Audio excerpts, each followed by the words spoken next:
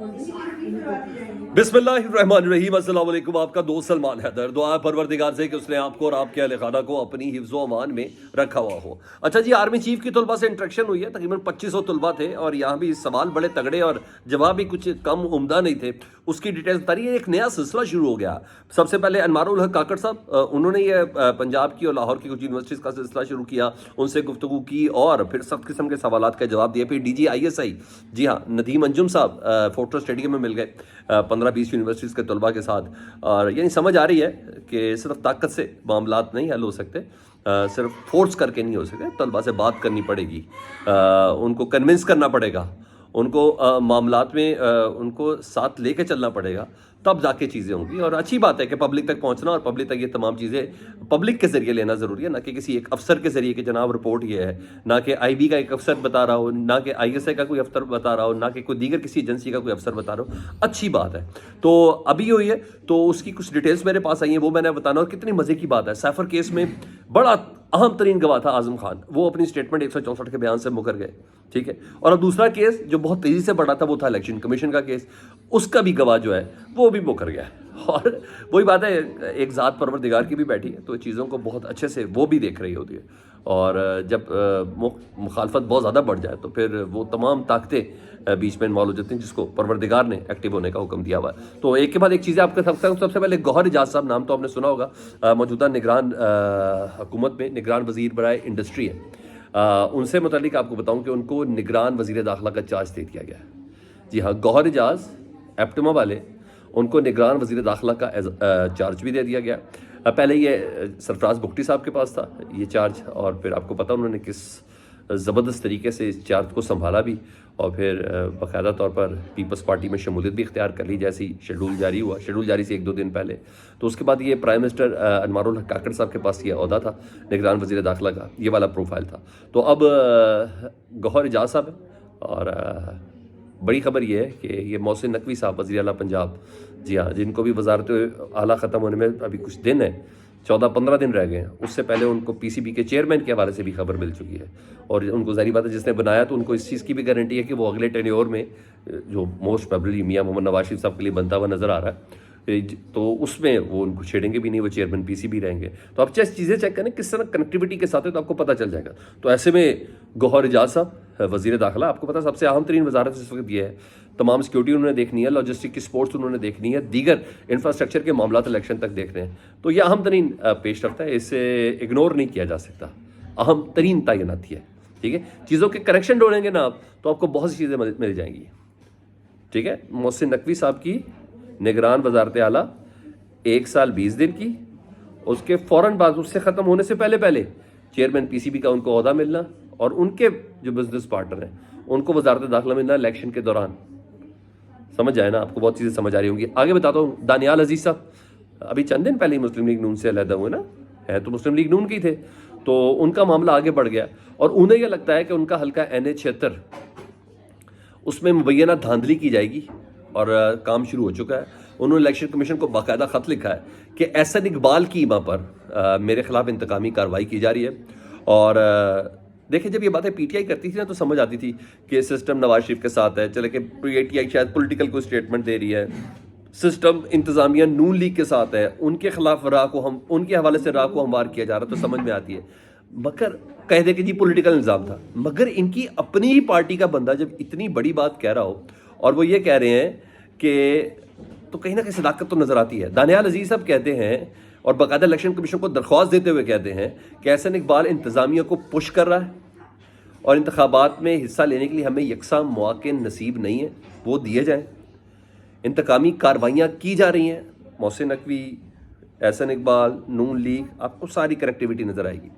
और उन्होंने क्या कहा, उन्हें कहा धांधली की जा रही है, हमारे जो सपोर्टर है ना उनके कारोबार को बंद किया जा रहा है, उनकी गाड़ियों को बंद किया जा रहा है। तो मेरा ख्याल है कि अगर किसी को शक है ना तो दानियाल अजीज़ की दरख्वास्त को ज़रा गौर कर लें तो चीज़ें कुछ और भी अच्छे तरीके से बाहर और सामने नज़र भी आ जाएंगी कि चीज़ें किस तरीके से आया है। हाँ, सैफर केस में बहुत स्पीड दिखा रहे हैं जी, आज फिर 4 गवाह पेश हो गए जी। अब उनके ऊपर खैर जरा तो होनी है, लेकिन 4 गवाह पेश हुए हैं। 8 फरवरी से पहले क्यों मुझे लग रहा है कि इस केस पे मुकम्मल करना ही करना है। वो बड़ी लंबी सजाएं तो नहीं, लेकिन बहरहाल कहीं ना कहीं इनका मूड है कि 8 फरवरी से पहले सैफर केस पे इमरान खान साहब को किसी तरह कॉर्नर करें। अब देखें सुप्रीम कोर्ट किस तरह इंटरवीन करती है। इसी सैफर केस में उन्होंने इमरान खान साहब को जमानत भी दी हुई है।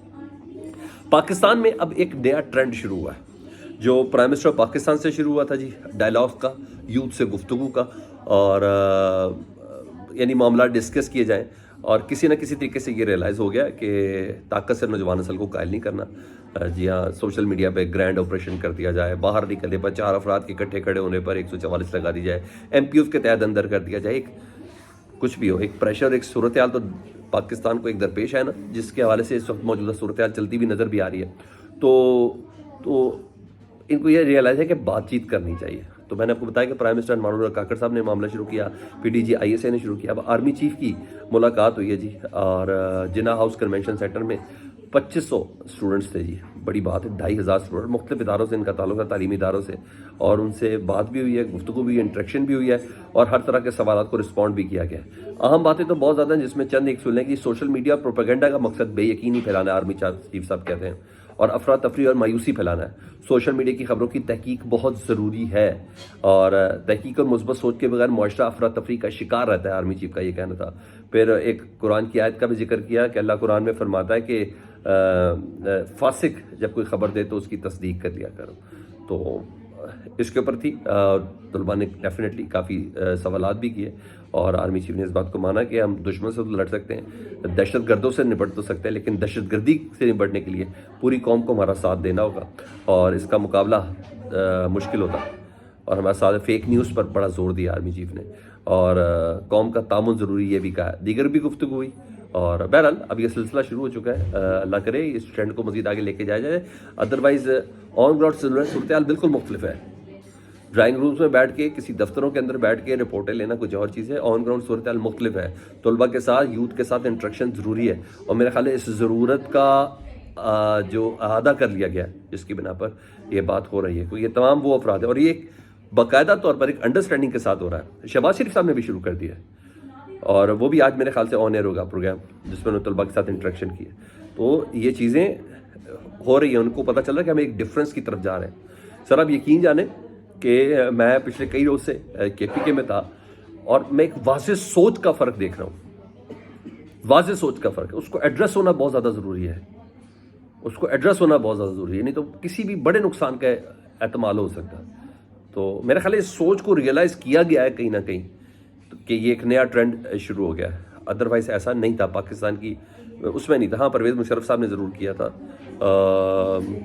इमरान खान साहब अपने बनी गाला वगैरह में बुला लेते थे, मगर यूनिवर्सिटी में जाना और इक़्तिदार में, पावर में होने के साथ साथ DG ISI, आर्मी चीफ और निगरान वज़ीर आज़म, डेफिनेटली इट मैटर्स। कहीं ना कहीं हरारत महसूस हुई है, कहीं ना कहीं एजेंसी ने ये रिपोर्ट दी है कि सर नहीं, मामला इस तरह नहीं, इस तरह हल करके देखें, ये वाला मौका भी इस्तेमाल करके देखें। तो ऐसा है। बहरहाल उधर इलेक्शन कमीशन ने जंग जियो के जो साफ़ी है उनका नाम दिया था सुबह, कि वो साहब वकील के ज़रिए पेश हुए हैं कि बतौर गवाही पेश करेंगे। साफ़ी का नाम था ताहिर खलील साहब ने, इलेक्शन कमीशन के तौहीन के हवाले से। तो उन्होंने तरदीद कर दी है, सीनियर साफ़ी ताहिर खलील साहब, उन्होंने कहा मैं बिल्कुल गवाह नहीं हूँ, मैं इमरान खान समेत किसी सियासतदान से मुतल्लिक गवाही देने का सोच भी नहीं सकता। रही बात मेरे आर्टिकल की, मैंने लिखा था और मैं उसके ऊपर खड़ा हूँ, तो मेरे मुतालिक किसी किस्म की गलतफहमी फैलाने की कोशिश नहीं की जाए। मैं पूछता हूँ इलेक्शन कमीशन से, उनको किसने इजाज़त दी मेरा नाम देने की कि मैं गवाही के लिए इमरान खान के खिलाफ पेश हो जाऊँगा। तो सर ये चीज़ें चल रही हैं, इसलिए जहाँ आर्मी चीफ ने ये कहा था ना सोशल मीडिया के प्रोपेगेंडे से बचें, तो मेरा ख्याल है मेन स्ट्रीम मीडिया, और मेन स्ट्रीम मीडिया में ज़रा जियोगे तो प्रोपेगेंडे से भी बचें, और फिर इदारों की तरफ से उन खबरों के नशर करने से भी बचें, तो डेफिनेटली बहुत सी चीज़ें मज़ीद क्लियर हो जाएंगी। सर सोशल मीडिया पर इल्ज़ाम न धरें, और भी बहुत से मौके ऐसे हैं। आपका क्या ख्याल है? फीडबैक में ज़रूर आगा कीजिएगा। अपना बहुत ख्याल रखें। अल्लाहुम्मा सल्ली अला मुहम्मद व आले मुहम्मद।